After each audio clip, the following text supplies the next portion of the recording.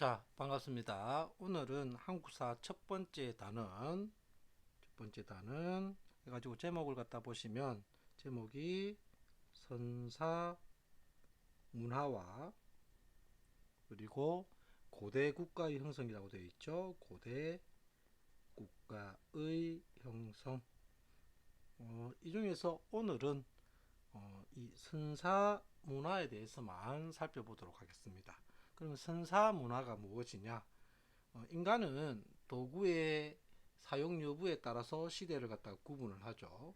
그래서 보시면 시대를 갖다 나눠보면 그게 도구를 어떤 것을 사용하였는가에 따라서 첫 번째 구석기 시대, 그 다음은 신석기가 되겠죠. 그 다음은 청동기, 그리고 그 다음이 철기. 그래서 인간이 이렇게 시대를 갖다가 구분을 할 때는 어떠한 도구를 갖다가 사용하였는가에 따라서 그게 시대를 이렇게 구분을 하는데, 다시 우리가 일반적으로 조금 구분을 할 때 구석기 시대와 신석기 시대와 그리고 청동기 시대와 철기 시대로 이렇게 구분을 하죠. 물론 구석기 시대와 신석기 시대는 석기를 사용하였다는 커다란 특징이 있고, 청동기 시대와 철기 시대에는 금속기를 사용하였다는 이러한 특징점도 있을 거고, 또 한 가지 구석기 시대와 신석기 시대는 우리가 일반적으로 평등 사회였던 것에 비해서 청동기 시대로 접어들게 되면 드디어 최초의 계급 사회로 나아갔다는 이러한 특징들도 있는데, 이 중에서 가장 커다란 구분을 짓는 것은, 자, 청동기 시대와 철기 시대를 우리는 무슨 시대라고도 이야기하냐면 역사 시대라고도 부릅니다. 역사 시대라고 부르더라. 그러면 우리가 왜 역사 시대라고 부르냐? 역사는 무엇을 통해서 일반적으로 우리가 역사를 기록을 하게 되냐면, 말이 중복되었죠. 기록을 통해서, 그죠? 기록을 통해서 우리가 과거의 역사를 갖다가 알 수가 있는 거죠. 그런데 이런 기록을 갖다가 하기 위해서는 무엇이 존재한다? 그렇죠? 문자가 존재하던 이 시기를, 역사시대라고 부르는 거죠. 이에 비해서 구석기 시대와 신석기 시대에는 문자가 존재하지 않더라. 그래서 일반적으로 이러한 기록이 남아있지 않고 역사적 이런 우리가 알고 있는 역사에 대해서 잘 알기가 어렵다. 그래서 역사 앞의 시대라 해서 이 시대를 갖다가 뭐라 부르냐면 이렇게 부릅니다. 선사 시대, 이렇게 부르는 거죠. 그래서 우리가 일반적으로 선사라고 하는 것은 아주 오래된 옛날 시대를 갖다가 의미하는 것이 아니라 역사 앞의 시대를 말하는 것이고, 여기에 해당되는 시기가 오늘 배울 것이 구석기 시대와 신석기 시대가 되겠더라. 그러면 구체적으로 이제 선사 시대에 대해서 살펴보도록 합시다. 선사 문화의 전개, 제목이 이렇게 될 건데 선사 시대를 살펴보도록 하겠습니다. 먼저 선사 시대. 선사 시대라고 하면 구석기 시대와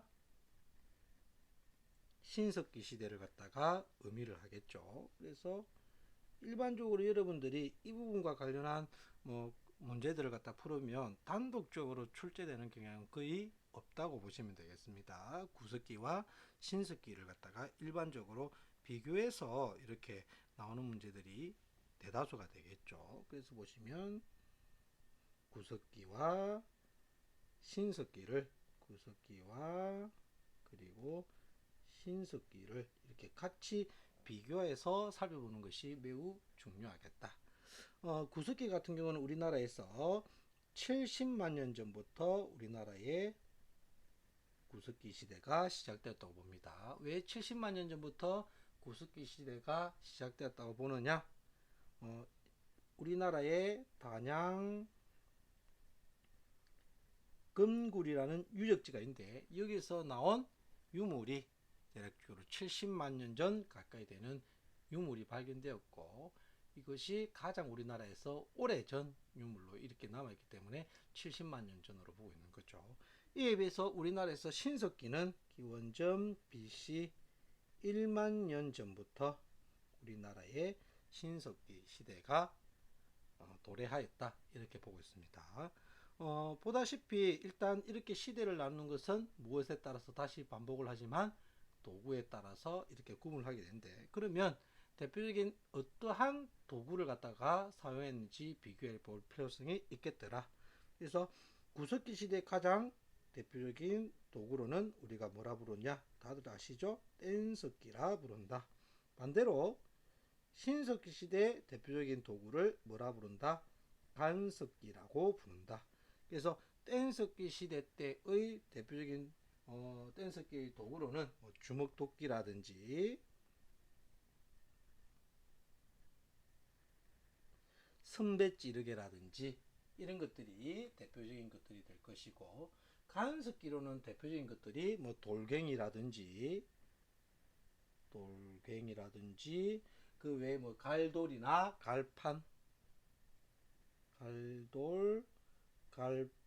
이런 것들이 대표적인 도구에 해당되겠더라. 또 한 가지, 구석기 시대 사람들은 어떠한 집에서 살았느냐, 주거를 갖다 살펴보면, 대표적인 주거를 살펴보면 구석기 시대 사람들은 주로 동굴이나 막집에서 거주하였다. 이에 비해서 신석기 시대는 도구가 아니죠. 신석기 시대 대표적인 주거 형태로는 드디어 움집이 등장하였다. 그러면 왜 구석기 시대 사람들은 일정한 형태의 집을 짓지 않고, 잠시만 봅시다. 죄송합니다.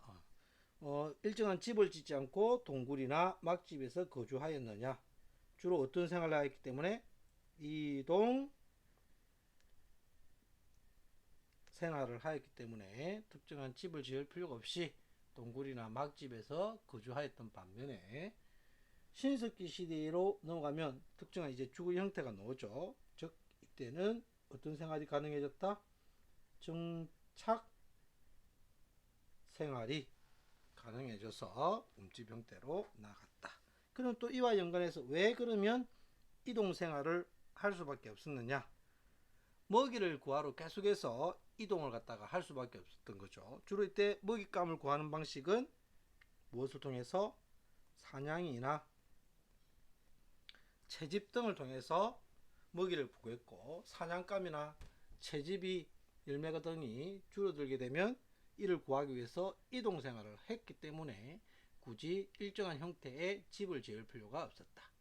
이에 비해서 신석기 시대로 나가면 특정한 형태의 이제 움집이라는 집이 등장하게 되고, 이 집이 등장했다는 것은 정착 생활을 갖다 했음을 의미하겠죠.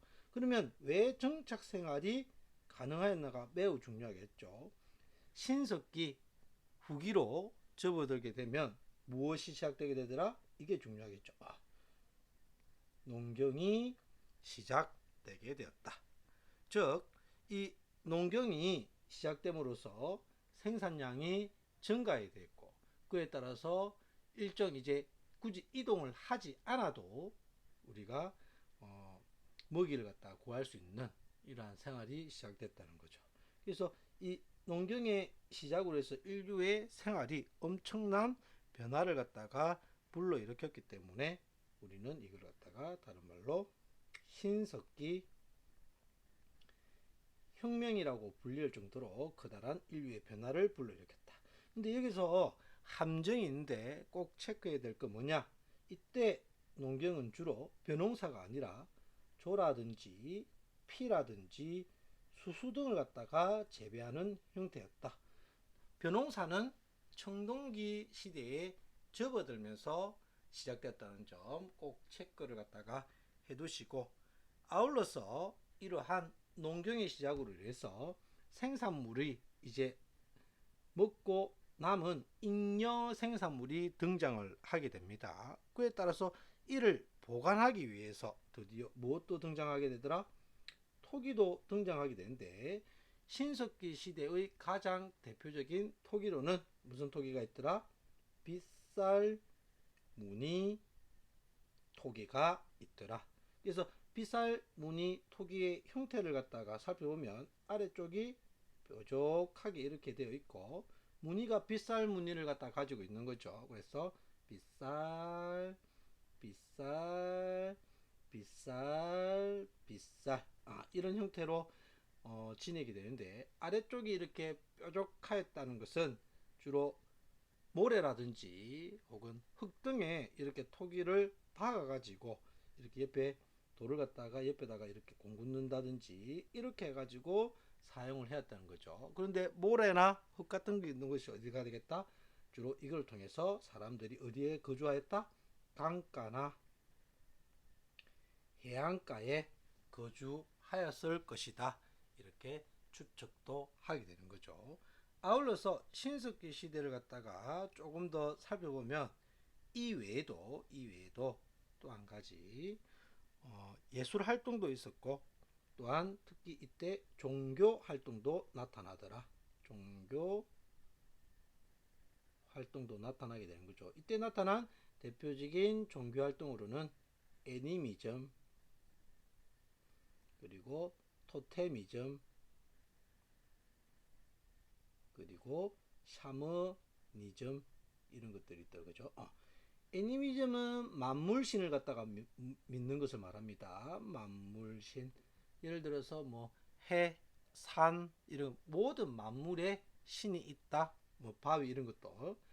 토테미즘은 동물신을 의미합니다. 동물신을 갖다 의미하고, 샤머니즘은 조상신 혹은 무당, 이런 것들을 숭배하는 것을 샤머니즘이라고 부른다. 아울러서 또 신석시대 한 가지 더 체크를 하자면, 또한 발견된 유물 중에는 뼈바늘이라든지 그리고 가락, 바퀴, 이런 것들이 나오죠. 이런 것들은 주로 직조 활동이 있었다. 직조가 뭐냐? 직조란 것은 말 그대로 실을 통해서 그물을 만든다든가 혹은 옷 등을 갖다가 만들어 입었다, 이런 것들을 알 수가 있겠더라. 그래서 이러한 활동을 했던 것이 신석기 시대가 되겠더라. 아울러서 한 가지 더 두 시대를 갖다 비교해보면 제일 중요한 것 중에 하나가 바로 유적지가 되겠습니다. 그래서 자, 넘겨서 보겠습니다. 대표적인 유적지를 갖다가 비교해 보면, 자, 유적지를 갖다가 비교하는 것이 매우 중요한데, 구석기 시대 대표적인 유적지와 신석기 시대 대표적인 유적지를 갖다가 아셔야 됩니다. 구석기 시대 가장 대표적인 유적지로는 대표적으로 평남 상원 금은모루 동굴이 있겠죠. 평남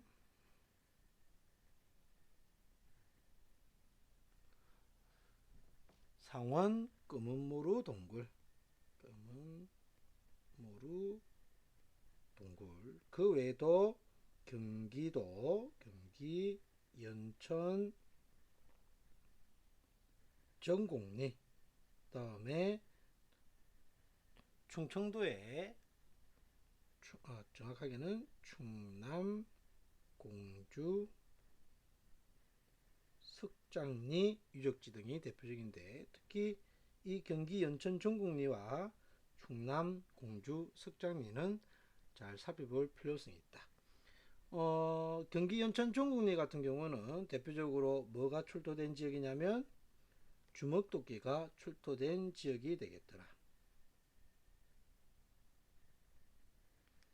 그런데 수업 시간에도 설명을 했다시피 여기서 출토된 주먹도끼 같은 경우는 양면을 다 사용할 수 있는 주먹도끼가 출토되어서 기존의 모비우스 학설이라고 하는데, 인도를 갖다 일정 기준으로 해서 유럽에서 주로 사용하던 주먹도끼가 양면을 사용하는 주먹도끼였고, 그 전에까지만 해도 인도를 위해서 아시아 쪽으로는 단면을 사용하는 주먹도끼였는데, 즉 이 학설을 갖다가 뒤엎는, 모비우스 학설을 뒤엎는 결정적인 유물이 출토되었던 곳이 경기도 연천 전곡리. 그 다음에 충남 공주 석장리 같은 경우는 한반도 남쪽에서 최초의 구석기 유적이 출토된 지역이 되겠다. 또 아울러서 이 공주 습장리 같은 경우에는 구석기 유물이 전기부터 후기 시대까지의 유물이 고르게 출토되는 이러한 지역이 되겠다. 그 외에도 창원 두루봉 동굴에서는 청소년 아이의 뼈가 출토되었다든지 이런 유물들이 있는 지역들인데, 특히 이 두 지역은 경기도 연천 정곡리라든지 충남 공주 습장리 유적지 같은 경우는 잘 알아두시기 바랍니다. 아울러서 신석기 시대의 대표적인 유적지로는 서울 암사동 유적지, 서울 암사동, 다음에 부산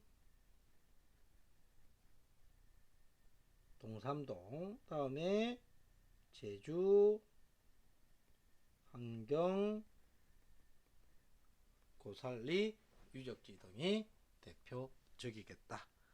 이렇게 하면 대략적으로 선사시대와 관련한 내용은 다 정리가 되었겠다, 이렇게 볼 수가 있겠죠. 그래서 오늘은 선사시대는 이 정도 보시고, 다음에는 고대 국가의 형성에 대해서 청동기 시대와 철기 시대를 바탕으로 해서 살펴보도록 하겠습니다. 수고하셨습니다.